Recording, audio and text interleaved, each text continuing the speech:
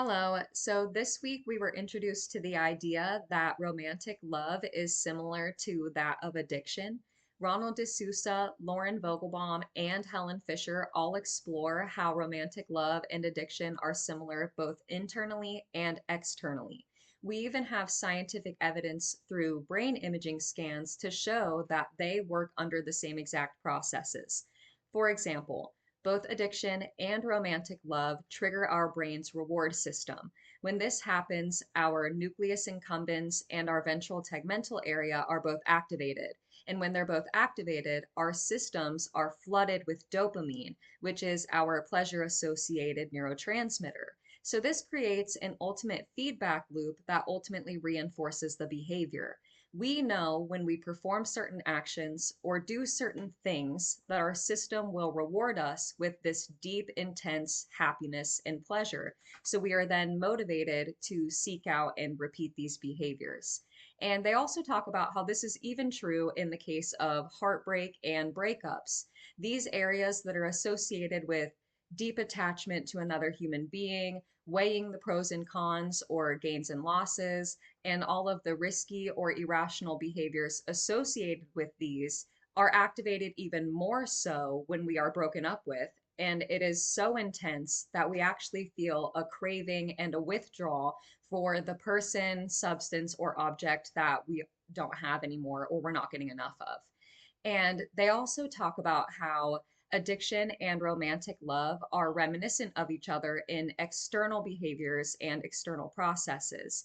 So, number one, in both cases, we develop an obsession with either the substance or the person, so much so that our thoughts are permeated consistently with fantasies and memories of the person, the object, or the substance. It literally takes over your mind. You can't stop thinking about it.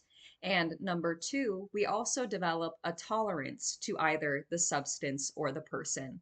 When we uh, have reached our point of tolerance, we feel like we can't get enough. We need more and more and more to achieve that same high that we had once gotten in the beginning. And then number three, we also experience withdrawal symptoms when we aren't getting enough of it, enough of our addiction, enough of the person, or enough of the substance. So you actually get these physical reactions such as anxiety, sweating, irritability, mood swings, and just an overall feeling of discomfort when we don't have what it is that we're looking for, whether that be our lover, a drug, or some other kind of object. And number four, finally, we have relapse. So we search out our addiction and we do it again, whatever that may be, in order to alleviate these feelings of discomfort from the withdrawal. And I love the question, do I agree with this assessment, whether love is an addiction or not? Everything in me, when I first heard this question, wanted to say no. And I'll explain why. So, I was a child of addiction. Both of my parents were addicts growing up. So, I was what was considered a ward of the court until I was 14. So, I had very negative connotations of addiction, and I really wanted to say no. But after sitting and thinking about it, and with this evidence right in front of me, I think romantic love is exactly like an addiction. And I don't think that has to mean a negative thing at all. I think you can have a healthy romantic love that is still like an addiction. For example, my grandparents were married for 62 years and they had a very healthy and loving and romantic marriage and relationship.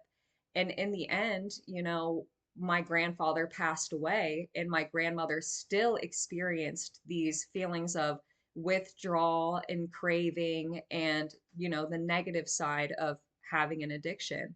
But that doesn't mean that a romantic love has to be negative like a drug addiction would be. It can still be healthy and still be an addiction.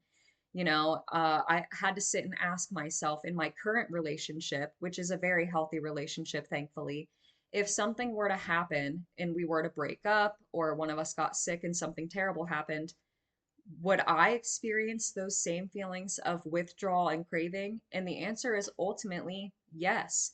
It makes you realize like I am addicted to this person like every day of my life I'm obsessed. I have a high tolerance because we live together. I withdraw when they're not around. And if they are around, I relapse into being in this happy relationship and spending time with them.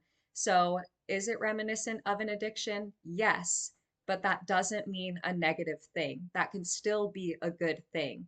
Um, but I understand why someone would say that it's not, saying that, addiction is too negative of a or has too many negative connotations to be related to romantic love, but it doesn't have to be that way. I don't think that that argument looks at the healthier side of romantic love. There are healthy addictions that exist. And even by the DSM, which talks about how addiction or dependence, I think is what it refers to it as, disrupts your daily life and disrupts your functioning. Even healthy love can do that as well because your thoughts are still permeated with your beloved, you're still obsessed, you still have a high tolerance, you still withdraw, you still relapse, but it doesn't have to be that negative thing. But yes, anyways, so thank you so much for listening, and I can't wait to hear your response.